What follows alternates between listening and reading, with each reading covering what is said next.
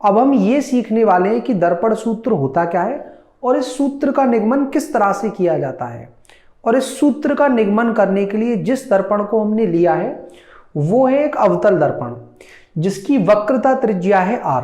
और वक्रता त्रिज्या क्या होती है कि ये जो हमारा अवतल दर्पण है वो जिस गोले से काट करके बनाया गया है उस गोले का जो केंद्र रहा होगा उसको हम कहते हैं वक्रता केंद्र। और वक्रता केंद्र से ये जो दर्पण का मध्य बिंदु है यहां तक की जो दूरी होती है इसे हम कहते हैं वक्रता त्रिज्या।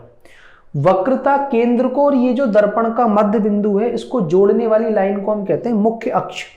तो वक्रता केंद्र को हम C से निरूपित कर देते हैं, दर्पण के मध्य बिंदु को हम P से निरूपित कर देते हैं। और इस सूत्र का निगमन करते हुए हमारी कुछ अवधारणाएं हैं जिनमें से एक अवधारणा तो ये है कि ये जो हमारा दर्पण है इसका जो कर्व या वक्र है वो बहुत ही कम है कि अगर मैं दर्पण के किसी भी बिंदु से मुख्य अक्ष पर कोई लंब डालूंगा तो वो लंब मुख्य अक्ष को जहां काटेगा वो बिंदु इस दर्पण के मध्य बिंदु के बिल्कुल पास में होगा। और दूसरी अवधारणा यह है कि कहीं भी हम कोण का प्रयोग करेंगे तो वो कोण 10 अंश से छोटा होगा जिससे कि हम साइन थीटा को थीटा लिख सकें और टेन थीटा को थीटा लिख सकें और कॉस थीटा को कहीं लिखने की जरूरत पड़ेगी तो उसे हम 1 लिख सकते हैं। अब मान लीजिए कि कोई एक वस्तु है जिसे मैं ए बी से निरूपित कर रहा हूं और ये जो वस्तु है इसकी जो दर्पण के मध्य बिंदु से दूरी है वो है स्मॉल u। उसे हम कुछ इस तरह से दिखा सकते हैं। तो इस वस्तु का प्रतिबिंब बनाने के लिए ये जो बिंदु B है इससे आप 2 प्रकाश किरणें डाल सकते हो और वो दोनों प्रकाश किरणें परावर्तन के बाद जहां एक दूसरे को काटेंगी वही आपका प्रतिबिंब बन जाएगा। पहली जो हमने प्रकाश किरण ली है वो मान लेते हैं कि मुख्य अक्ष के समांतर है, क्योंकि मुख्य अक्ष के समांतर अगर कोई भी प्रकाश किरण होती है तो वो परावर्तन के बाद जिस बिंदु से पास होती है वो होता है मुख्य फोकस जिसे हम कैपिटल F से निरूपित करते हैं। और दूसरी जो प्रकाश किरण हम ले सकते हैं वो है वक्रता केंद्र से पास होने वाली प्रकाश किरण, क्योंकि जब भी कोई प्रकाश किरण वक्रता केंद्र से होती हुई किसी गोलीय दर्पण पर आपतित होती है तो वो जिस रास्ते से या जिस पथ से जाती है उसी पथ से वापस लौट आती है। और ऐसा होता क्यों है? क्योंकि देखो जो प्रकाश किरण आकर टकराती है उसे हम कहते हैं आपतित किरण, जिस बिंदु पर आकर टकराती है उसे हम कहते हैं आपतन बिंदु। और आपतन बिंदु पर हमें सबसे पहले अभिलंब डालना होता है और किसी भी गोलीय दर्पण के लिए अभिलंब डालने का तरीका क्या है कि आपतन बिंदु को वक्रता केंद्र से जोड़ दो। तो ये जो वक्रता केंद्र से जोड़ने के बाद लाइन होगी वो इस दर्पण के कैसी होगी? लंबवत। और ये जो आपतित किरण और अभिलंब है दोनों के बीच का कोण हो गया 0। और परावर्तन का नियम क्या कहता है कि अगर आपतन कोण 0 है तो परावर्तन कोण भी 0 ही होगा। जहां से निष्कर्ष निकल रहा है कि ये जो प्रकाश किरण है जिस रास्ते से आई उसी रास्ते से वापस लौट गई। और जहां पर ये दोनों प्रकाश किरणें परावर्तन के बाद काट रही हैं वहां पर बनेगा बिंदु B का प्रतिबिंब जिसे हम B' से निरूपित कर सकते हैं। और बिंदु B' से अगर मैं मुख्य अक्ष पर एक लंब डाल दूं तो मुझे पूरी की पूरी ये जो वस्तु है इसका प्रतिबिंब मिल जाएगा। ये हमारी वस्तु है AB और ये है हमारा A', B'।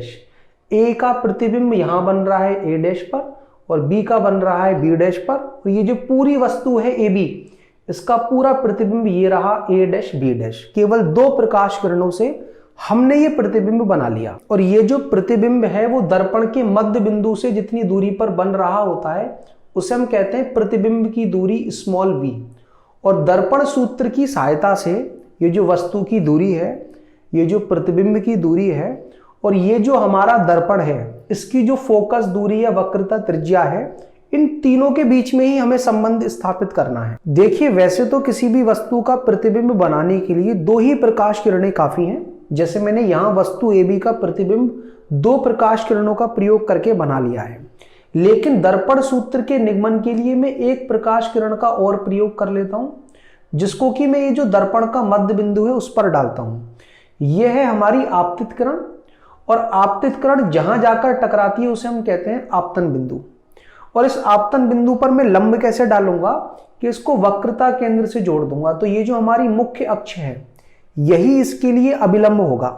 और आपतित किरण और अभिलंब के बीच का जो कोण है उसे हम कहते हैं आपतन कोण I। और परावर्तन का जो दूसरा नियम है कि आपतन कोण और परावर्तन कोण हमेशा बराबर होते हैं, इसका प्रयोग करते हुए ये जो हमारी प्रकाश किरण है वो परावर्तित हो जाएगी। लेकिन ये जो तीसरी प्रकाश किरण है वो भी परावर्तन के बाद बिंदु बी डैश से ही गुजरेगी, जहां से ये मुख्य अक्ष के समांतर और वक्रता केंद्र वाली जो प्रकाश किरणें वो गुजर रही थी परावर्तन के बाद। अब देखिए, दर्पण सूत्र का निगमन करने के लिए जो त्रिभुजों की समरूपता है, हम उस कॉन्सेप्ट का प्रयोग करने वाले हैं। अब सबसे पहले ये जो हमारा आपतन बिंदु है, जहां पर मुख्य अक्ष के समांतर प्रकाश किरण आकर के टकरा रही थी, उस बिंदु से मुख्य अक्ष पर एक लंब डाल लेते हैं।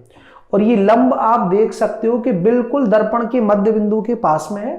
तो जहां कहीं इस बिंदु का प्रयोग करना होगा उसको हम बिंदु P ही लिख सकते हैं। अब आप दो त्रिभुज देखिए, एक तो A dash F B dash, और दूसरा देखें आप ये वाला बिंदु मान लेते हैं कि हम ये M है, M, और ये मान लेते हैं N और F। तो दो त्रिभुज हमें दिख गए, पहला है A dash F B dash और दूसरा त्रिभुज हो गया हमारा M F P। तो देखो ये जो दोनों कोण हैं ये एक दूसरे के बराबर होंगे, क्योंकि ऊर्ध्वाधर जो विपरीत कोण होते हैं वो एक दूसरे के बराबर होते हैं। तो हम क्या लिख सकते हैं, कोण A dash F B dash, क्योंकि कोण का नाम हमेशा बीच में आता है, वो किसके बराबर होगा, किस कोण के, M F P। और इनके समान होने की जो वजह है वो आप यहां ब्रैकेट में लिख सकते हो, ऊर्ध्वाधर विपरीत कोण। दूसरी चीज आप देख सकते हो कि ये वाला जो कोण है वो 90 अंश है, क्योंकि ये जो B डैश से हमने A डैश पर लंब डाला है उसी से ये हमारा जो प्रतिबिंब है वो बनकर के तैयार हुआ है। इसी तरह से ये जो आपतन बिंदु है इससे मैंने भी मुख्य अक्ष पर एक लंब डाल रखा है जो बिंदु N पर आकर के टकराता है। तो ये दूसरा कोण भी कैसा है, 90 अंश के। कोण जो हमारा A डैश है और जो कोण N है वो दोनों ही 90 अंश हैं। और दो त्रिभुजों के अगर दो कोण बराबर हो गए तो तीसरा कोण तो बराबर होगा ही, क्योंकि त्रिभुज के तीनों कोणों का योग कितना होता है, 180 अंश। तो ये दोनों ही त्रिभुज हमारे समरूप त्रिभुज हो गए। और देखिए, किन्हीं भी दो समरूप त्रिभुजों की जो संगत भुजाएं होती हैं उनका अनुपात एक ही आता है। तो पहली जो भुजा ले लेते हैं वो हम इस छोटे त्रिभुज की ले लेते हैं, A डैश B डैश, और बड़े त्रिभुज की इसकी संगत भुजा क्या होगी, इसका लंब, जो किसके बराबर होगा, M N के। ये किसके बराबर होगा, इसका आधार जो कितना है, A डैश F, और ये जो हमारा बड़ा वाला त्रिभुज है इसका आधार कितना होगा, F इंटू में कितना, N। अब ये जो हमारा MN है, अगर आप ध्यान से देखोगे तो MN जो हमारा लंब है वो ये जो हमारी वस्तु है इसके साइज के बराबर होगा। तो हम MN को चाहे तो क्या लिख सकते हैं, AB, क्योंकि किसी भी आयत की जो आमने सामने की भुजाएं होती हैं वो हमेशा बराबर होती हैं। और यहां पर हम लिख सकते हैं कि A डैश F तो एज इट इज, और ये जो हमारा FN है उसको मैं चाहूं तो FP भी लिख सकता हूं, क्योंकि मैं आपको बता चुका हूं कि ये जो लंब है वो दर्पण के मध्य बिंदु के बिल्कुल पास में है। तो ये जो FN है उसका रिप्लेसमेंट आ गया FP, ये बन गया हमारा समीकरण नंबर 1। तो इन दोनों ही त्रिभुजों की समरूपता देखने के बाद अब जो अगले त्रिभुज है जिनमें हमें समरूपता को देखना है वो त्रिभुज है APB और A dash P B dash. देख लीजिए आप, ये रहा हमारा A P और B, और दूसरा है A dash P B dash. तो सबसे पहले मैं इस कोण P की ही बात कर लेता हूं कि कोण जो हमारा APB है, चाहे कोण हमारा A dash P B dash हो, दोनों बराबर होंगे।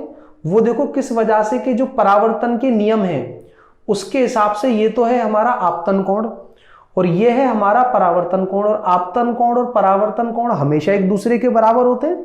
तो कोण P हो गया बराबर इस वाले त्रिभुज और इस वाले त्रिभुज के लिए। दूसरा, ये जो हमारा कोण A है वो है 90 अंश, और यहां से ये जो हमारा कोण A डैश है वो फिर से कितना आ गया, 90 अंश। तो फिर से आप देख सकते हो कि इन दोनों ही त्रिभुजों की जो मैंने यहां पर लिख रखे हैं, अगर दो कोण बराबर हैं तो तीसरा कोण भी बराबर होगा और त्रिभुज कहलाएंगे समरूप त्रिभुज। और फिर से इनकी जो संगत भुजाएं हैं उनका अनुपात समान आएगा। तो अगर मैं A डैश B डैश, ये जो छोटा वाला त्रिभुज है इसका लंब, और इसकी संगत भुजा क्या होगी, जो बड़े वाले त्रिभुज का लंब है AB, इन दोनों का जो अनुपात है वो किसके बराबर होगा, ये जो छोटे वाले त्रिभुज का हमारा लंब है जो किसके बराबर है, A डैश, वैसे तो N होना चाहिए लेकिन मैं N को लिख रहा हूं P, और बटे में कितना, AP। ये अनुपात बनेगा हमारा समीकरण नंबर 2। अब अगले स्टेप में हमें ये करना है कि ये जो समीकरण नंबर 1 है और ये जो समीकरण नंबर 2 है, इनसे जो a dash B dash upon A B के मान हमने निकाले हैं, इनको एक दूसरे के समतुल्य रख देना है। मतलब a dash F upon F P को हमें किसके बराबर रख देना है, a dash P upon A P. p यहाँ पर है दर्पण का मध्य बिंदु, f है मुख्य फोकस। तो ये जो दर्पण के मध्य बिंदु से लेकर के मुख्य फोकस तक की दूरी होती है, ये तो हमें पता है कि ये होगी फोकस दूरी, जिसे हम स्मॉल f से निरूपित करते हैं। और ये जो AP है, ये दर्पण के मध्य बिंदु से वस्तु तक की दूरी है, इसे भी हमें पता है कि U से निरूपित किया जाता है। और ये जो A डैश P है, ये दर्पण के मध्य बिंदु से प्रतिबिंब तक की दूरी है, जिसे हम V से निरूपित करते हैं। रही बात किसकी, A डैश F की, उसका भी कुछ भी निर्धारण नहीं हो पा रहा है, क्योंकि A डैश F केवल यहां तक की दूरी है। तो A डैश F को पता करने के लिए हम ये जो A डैश P है, मतलब प्रतिबिंब तक की जो दूरी है, उसमें से अगर FP को घटा दें फोकस दूरी को, तो हमें क्या मिल जाएगा, A डैश F। तो A डैश F को लिखा जा सकता है A डैश P और माइनस का कितना, FP।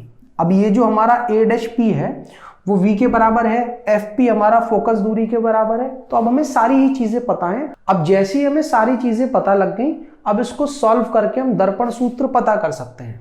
लेकिन इन सारी चीजों की जो वैल्यू है U, V और F को हम डायरेक्ट नहीं डाल सकते, क्योंकि पूरी ही प्रकाशिकी में हमें चिन्ह का ध्यान रखना होता है। और उसका कॉन्सेप्ट ये होता है कि सबसे पहले तो आप ये देखें कि आपतित प्रकाश किस दिशा में जा रहा है। तो आपतित प्रकाश जा रहा है दाई दिशा में। फिर आपको अगर किसी भी बिंदु की दूरी नापनी है, तो पहले आप दर्पण के मध्य बिंदु से शुरू करें और फिर उस बिंदु तक जाने की कोशिश करें जहां आपको जाना है। अगर उस बिंदु तक जाने के लिए आपको आपतित प्रकाश की दिशा में ही जाना पड़े, मतलब दाईं तरफ ही जाना पड़े, तो आपको वो दूरी लेनी है धनात्मक। और विपरीत दिशा में जाना पड़े तो दूरी लेनी है ऋणात्मक। अब चाहे आप फोकस तक जाओ, चाहे आप प्रतिबिंब तक जाओ, चाहे आप वस्तु तक जाओ, जाना तो आपतित प्रकाश की विपरीत ही है।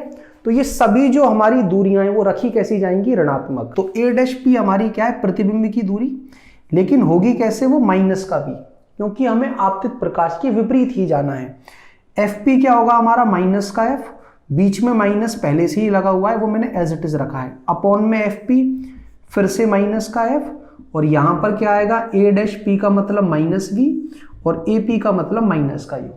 यहां आप देखोगे माइनस से माइनस कट जाएगा, यहां माइनस माइनस प्लस हो जाएगा, तो ये बन जाएगा माइनस का V प्लस का F। और यहां पर आप देखोगे F का अगर मैं V से मल्टीप्लाई कर दूं तो माइनस का VF और बटे में आएगा U। और ये जो हमारा U है उसका अगर मैं बाईं तरफ अगर गुणा करूंगा तो ये बन जाएगा माइनस का UV प्लस का UF, और ये किसके बराबर आ जाएगा, माइनस के VF के बराबर।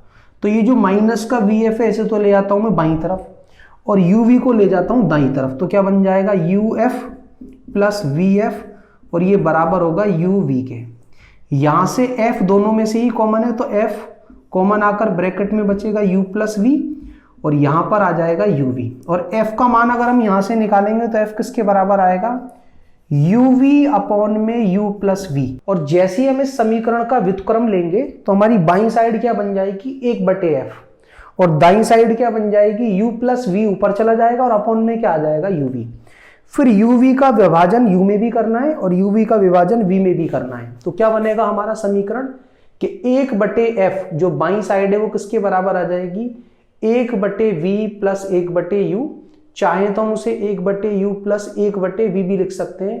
ये है हमारा दर्पण सूत्र कि चाहे हमारा दर्पण कैसा हो, समतल दर्पण, चाहे हमारा दर्पण हो गोलीय दर्पण, उसकी फोकस दूरी, वस्तु की दूरी और प्रतिबिंब की दूरी, इन तीनों के बीच में ये संबंध होता है। और फोकस दूरी जो होती है वो वक्रता त्रिज्या की आधी होती है। तो आप F की जगह चाहो तो R/2 भी लिख सकते हो। तो क्या आ जाएगा यहां से, 2/R किसके बराबर होगा, 1/U प्लस 1/V के। ये आपको तब प्रयोग करना है जब आपको किसी भी दर्पण की वक्रता त्रिज्या बता दी जाए। तो मुझे लगता है अब आपको ये समझ में आ गया होगा कि दर्पण सूत्र होता क्या है और इस सूत्र का निगमन किस तरह से करते हैं। चलिए ये समझते हैं कि किसी भी दर्पण की जो रेखीय आवर्धन क्षमता है वो होती क्या है, उसको किस तरह से परिभाषित किया जाता है और उससे संबंधित सूत्र क्या है।